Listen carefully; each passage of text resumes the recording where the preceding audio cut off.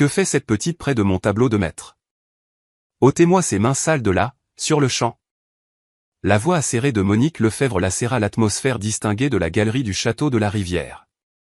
Elle frappa dans ses mains avec une violence contenue, un geste sec qui traitait Chloé Dubois, âgée de 12 ans, comme une bête indésirable. Ces personnes n'ont aucune place auprès de l'art. Sandrine, veuillez contrôler votre fille avant qu'elle ne brise un objet de grande valeur. Soulées au plafond, les pampilles des lustres de cristal diffractaient la lumière en une myriade d'éclats dorés sur les visages choqués des convives opulents, qui se détournèrent pour savourer le spectacle. Sandrine, la mère de Chloé, vêtue de son humble uniforme noir, se sentit défaillir. Elle accourut, le visage cireux, des excuses incohérentes se formant sur ses lèvres tremblantes. « Mille pardons, Madame Lefebvre, je vous en supplie.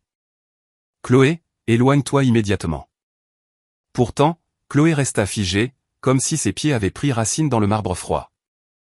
Ses yeux perçants, d'une intelligence rare, étaient rivés sur la toile impressionniste évaluée à 12 millions d'euros, avec une concentration si profonde qu'elle semblait dialoguer avec l'œuvre. Un silence lourd s'installa dans la galerie. Chaque regard était fixé sur l'enfant, anticipant sa défaite, ses larmes, sa fuite honteuse. À la place, des mots d'une pureté et d'une assurance stupéfiantes jaillirent, formulés dans un français d'une élégance presque surannée. Cette peinture est une contrefaçon. Un murmure collectif ondula à travers la salle, une vague de stupeur.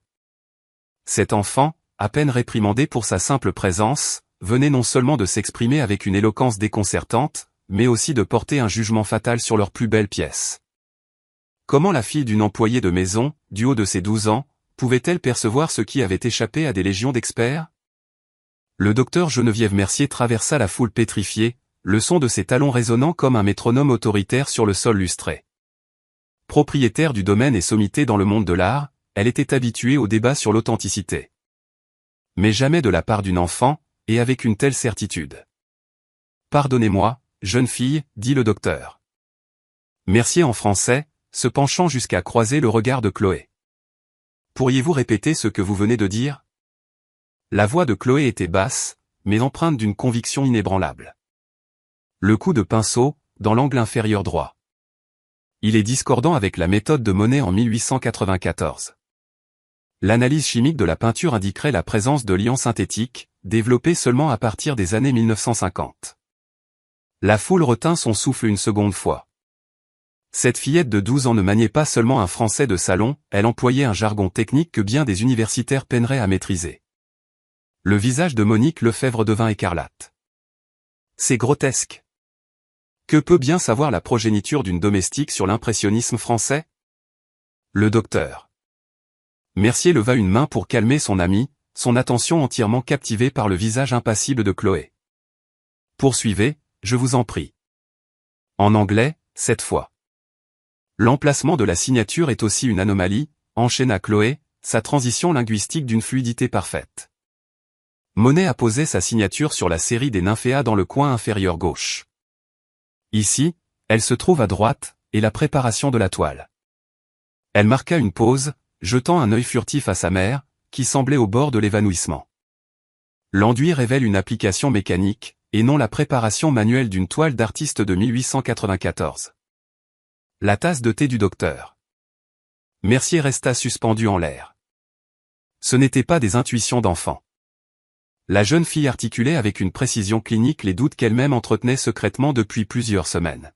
« Où avez-vous acquis ce savoir » chuchota T.L. « Je lis, madame. Depuis 12 ans. Chaque jour, pendant que ma mère travaille, je dévore les ouvrages de votre bibliothèque. J'ai appris seul le français et l'italien afin de consulter les sources originales en histoire de l'art. » Sandrine Dubois s'interposa, les mains tremblantes. « Je vous demande pardon, docteur Mercier.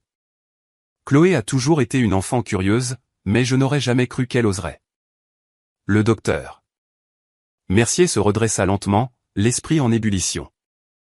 Une experte insoupçonnée avait-elle vécu dans leur ombre, invisible à tous, pendant toutes ces années? Chloé, dit-elle d'une voix douce qui contrastait avec son trouble intérieur. Je pense que nous devons avoir une discussion très sérieuse, vous et moi. 2 heures plus tard, dans l'atmosphère studieuse de la bibliothèque du château, une odeur de café corsé se mêlait à celle du vieux papier. Le docteur. Mercier observait Chloé, dont les yeux balayaient les rangées de livres reliés en cuir avec une aisance déconcertante, comme si elle était chez elle. Prouvez-moi ce que vous valez, lança le docteur. Mercier d'un ton neutre, en indiquant une pile d'ouvrages d'art sur une table massive. Avec une dextérité surprenante pour son âge, les mains de Chloé feuilletèrent un lourd volume et s'arrêtèrent sur une reproduction. Ce Caravage, commença-t-elle dans un italien sans accent, date de son exil napolitain, en 1609. La palette assombrie et la tension frénétique de la touche en sont les témoins. Le docteur. Mercier en resta bouche bée. L'enfant n'avait pas seulement identifié l'artiste et sa période, mais aussi l'état psychologique qui sous-tendait la création. Et cette œuvre ? Demanda-t-elle, désignant une autre image. Période bleue de Picasso, 1903, répondit Chloé en espagnol. Peinte suite au suicide de son ami Carlos Casagema. La posture accablée du sujet est le miroir de la dépression de l'artiste. Le seul son était le frôlement des pages que tournait le docteur. Mercier, la soumettant à un test après l'autre. Chaque réponse était formulée dans la langue natale de l'artiste. Chaque analyse témoignait d'une compréhension stupéfiante du contexte. L'entrée de votre catalogue pour la série des ballerines de Degas comporte une erreur de 3 ans, affirma Chloé avec calme. Le style des tutus et l'architecture de l'opéra la situent en 1877, non en 1874. La main du docteur. Mercier tremblait légèrement en consultant ses fiches. Chloé avait vu juste. C'était une incohérence qui la taraudait depuis des mois. Depuis combien de temps étudiez-vous ma collection ? Depuis que j'ai appris à lire, répondit Chloé à voix basse. Ma mère a été engagée ici quand j'étais toute petite. Durant ces pauses, je me réfugiais ici.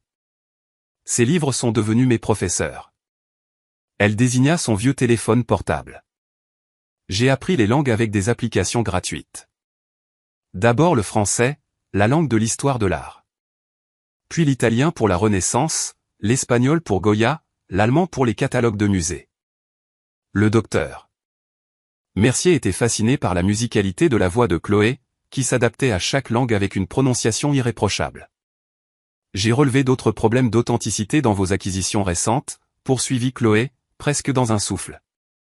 Mais qui prêterait attention à la fille de la femme de charge ? La portée de cette phrase frappa le docteur. Mercier de plein fouet. Cet enfant prodige avait évolué dans leurs murs pendant 12 ans, développant une expertise digne d'un conservateur de musée, et il l'avait traité comme un élément du décor. C'était cela, le véritable scandale d'authenticité. Le docteur. Mercier se pencha vers elle, son thé complètement oublié. Les yeux de Chloé pétillaient alors qu'elle énumérait les anomalies de 3 autres œuvres. Des analyses pigmentaires erronées, des anachronismes, des signatures douteuses. Chaque point était argumenté, précis, implacable. Le docteur. Mercier comprit avec effroi que cet enfant de 12 ans avait décelé des failles que toute son équipe d'experts avait ignorées. Des failles qui menaçaient le château de poursuites judiciaires et d'une ruine réputationnelle. Chloé, dit-elle enfin, vous avez été la ressource la plus précieuse et la plus ignorée de cette maison pendant une décennie. Les épaules de l'enfant s'affaissèrent. Je voulais seulement apprendre, madame. Je ne voulais causer aucun tort. Du tort ? Le docteur. Mercier se leva d'un bond. Ma chère, vous venez peut-être de nous épargner la plus grande débâcle que le monde de l'art ait jamais connue. Dehors, la lune baignait les jardins d'une lumière argentée. À l'intérieur, une prise de conscience radicale s'opérait. Le docteur.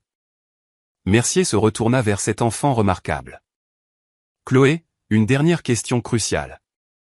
Êtes-vous absolument certaine pour le Monet ? Chloé opina de la tête, sans l'ombre d'une hésitation. Je l'ai observé pendant des mois. Les preuves matérielles sont irréfutables. Dans ce cas, nous alertons les authentificateurs, déclara le docteur. Mercier, son téléphone à la main. Parce que si vous avez raison. Elle s'interrompit, fixant le visage résolu de Chloé.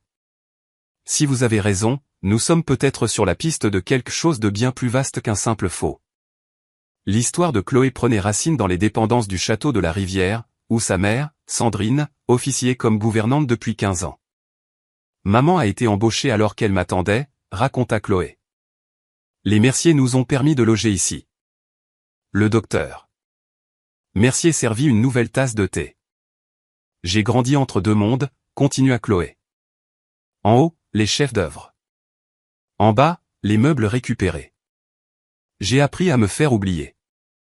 Sa passion était née à 4 ans, devant un livre sur le musée du Louvre.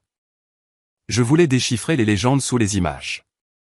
Mais l'éducation formelle coûtait trop cher. Les refus de stage mentionnaient toujours son manque de diplôme. Alors, je me suis créé ma propre université, dit Chloé en balayant la bibliothèque du regard. Je mémorisais les catalogues pendant que maman nettoyait les cadres. Je m'entraînais dans le métro avec des applications linguistiques. Le docteur.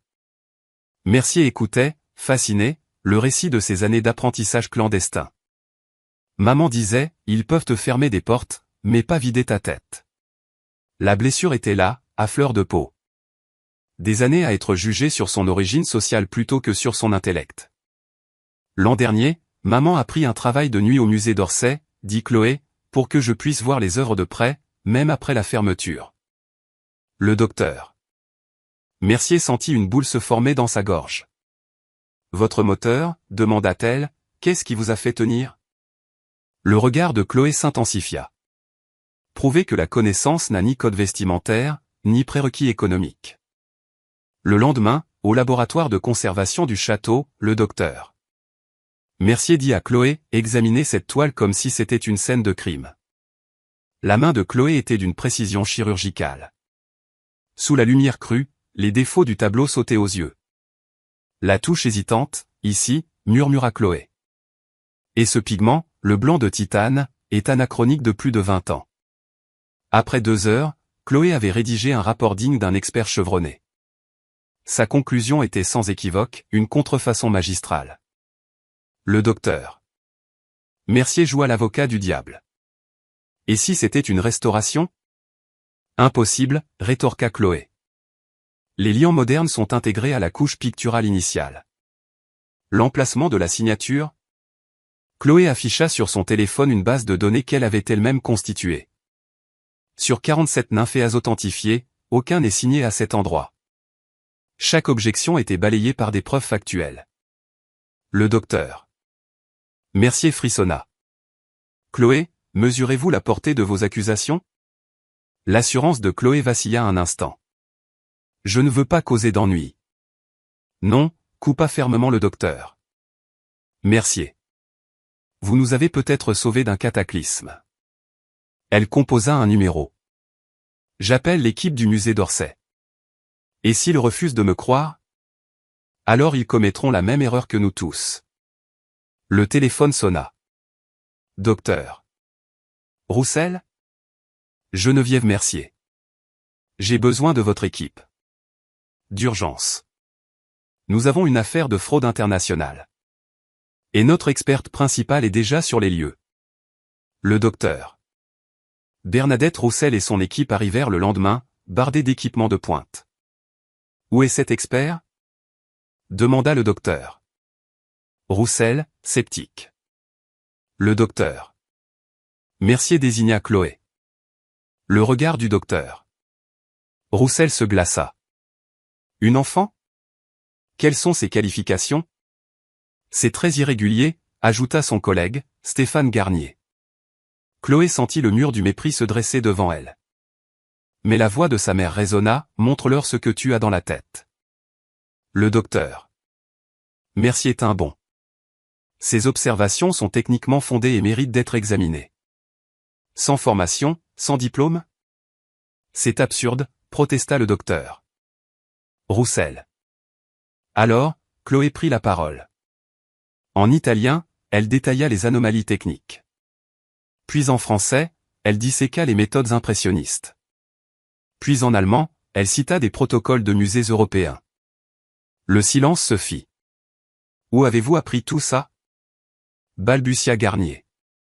Je me suis instruite, répondit Chloé. Le savoir n'a pas besoin d'autorisation. Peu importe, trancha le docteur. Roussel, vexé. Quand nos analyses contrediront les siennes, j'exigerai des excuses. Chloé la fixa. Les preuves parleront, madame. En quelques heures, la dynamique changea. Chloé n'était plus une curiosité, mais une boussole. Concentrer les rayons X ici, suggérait-elle. Et l'image confirmait ses dires.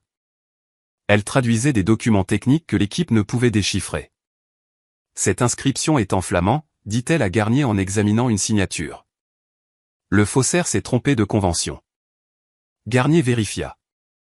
Elle a raison. Incroyable.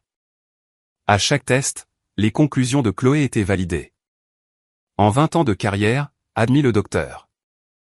Roussel à contre-cœur, je n'ai jamais vu une analyse préliminaire aussi juste. L'équipe l'a consulté désormais avant chaque étape. Si ce tableau est un faux, dit Léo Bernard, le plus jeune, combien y en a-t-il d'autres? L'analyse de Chloé pointait vers un réseau international. Regardez ce coup de pinceau, expliqua-t-elle. Le même que sur 3 œuvres vendues aux enchères le mois dernier. Artistes différents, même faussaire. Le soir, le verdict tomba, le Monet était un faux. Sans Chloé, nous serions passés à côté, conclut Garnier. Pour la première fois, Chloé sentit son intelligence reconnue. Nous avions un trésor sous les yeux pendant 12 ans, dit le docteur. Mercier. Le lendemain, le docteur Mercier affronta son conseil d'administration. Une enfant de 12 ans a découvert une fraude de 12 millions d'euros? Ironisa le président, Pierre Dubois. Elle n'a aucune qualification, ajouta Daniel Martin. Le talent n'a pas besoin de permission, rétorqua le docteur. Mercier en étalant le rapport de Chloé. Les normes sociales nous ont presque coûté une fortune. Chloé a empêché un désastre. Elle mit sa démission dans la balance. Si vous n'investissez pas dans ce talent, je la recommanderai moi-même au Louvre. Le vote passa de justesse. Quand le docteur Mercier lui annonça la nouvelle, Chloé posa une condition, je veux continuer à aider ma mère. Pour ne jamais oublier. Cet après-midi-là, le docteur Mercier lui remit une clé en laiton. C'est la clé de la bibliothèque, dit-elle. Elle symbolise l'accès. L'accès à la connaissance et à la reconnaissance que vous méritez. Les larmes aux yeux, Chloé serra la clé. Elles prirent le thé, désormais comme des égales. Merci de m'avoir vu, dit Chloé. Merci de m'avoir ouvert les yeux, répondit le docteur Mercier. Ce soir-là, Chloé retrouva sa mère. Maman, ils vont payer mes études. Ils m'ont donné la clé. Ils m'appellent consultante. Sandrine pleura en touchant la clé. J'ai toujours prié pour que quelqu'un voie ton talent. C'est grâce à toi, maman, dit Chloé. L'histoire se propagea. D'autres employés révélèrent leur talent caché. Nicolas Durand, le gardien, écrivait de la poésie. Chloé lança des cours de langue. Tu nous as montré que l'invisible a de la valeur, lui dit Nicolas. 3 semaines plus tard, l'enquête de la BRB révéla un réseau criminel de 200 millions d'euros. Le commandant Valéry Lefebvre déclara que les compétences de Chloé étaient indispensables pour le démanteler. C'est alors qu'Antoine Dubois, le marchand d'art, arriva, arrogant. Cette affaire est une farce. Il toisa Chloé. Que fait cet enfant ici? Quand on la présenta comme experte, il éclata de rire. Puis, se croyant à l'abri, il parla en français à son assistant. Ces provinciaux ignorants ne comprennent rien. Et cette petite fille ne parle certainement pas français. Notre réseau à Milan est intouchable. Il déballa toute son opération. Chloé se leva. Monsieur Dubois, dit-elle dans un français parfait, j'ai tout compris. Le visage de Dubois se décomposa. C'est impossible. Elle parle aussi italien, dit Chloé en changeant de langue pour citer ses aveux sur ses complices à Milan. Dubois s'effondra. Comment? J'ai étudié pendant que vous me sous-estimiez, répondit Chloé. En quelques minutes, des raids étaient lancés dans toute l'Europe grâce à ces informations. Une enfant a détruit mon empire, gémit Dubois. Votre arrogance vous a détruit, corrigea Chloé. J'étais simplement là pour écouter. Le lendemain, la conférence de presse fut un événement mondial. Le docteur Mercier présenta Chloé, 12 ans, comme la femme qui a démasqué le plus grand réseau de fraude artistique de l'histoire. Les questions fusèrent. Chloé répondit avec une aisance déconcertante, passant d'une langue à l'autre. Le hashtag Le Talent sans uniforme explosa en ligne. Monique Lefebvre fit des excuses publiques. J'ai eu tort, dit-elle. J'apprécie, répondit Chloé, mais je préférerais que vous financiez des programmes éducatifs. Le docteur Mercier annonça la création de bourses pour les talents non conventionnels. Puis elle offrit à Chloé une édition rare d'un livre d'histoire de l'art. Les offres affluèrent du monde entier, mais Chloé décida de rester. Je veux prouver que l'excellence peut naître n'importe où.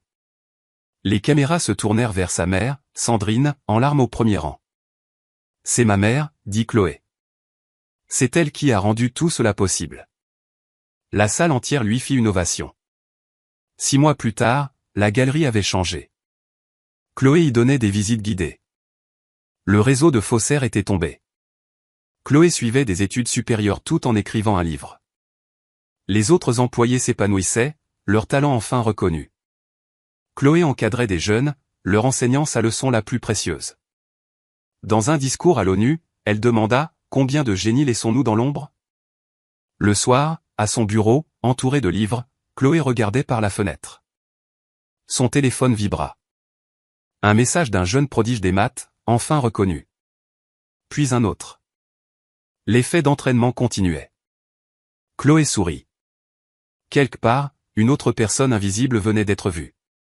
Parce que le talent n'a pas besoin de permission. Seulement de reconnaissance.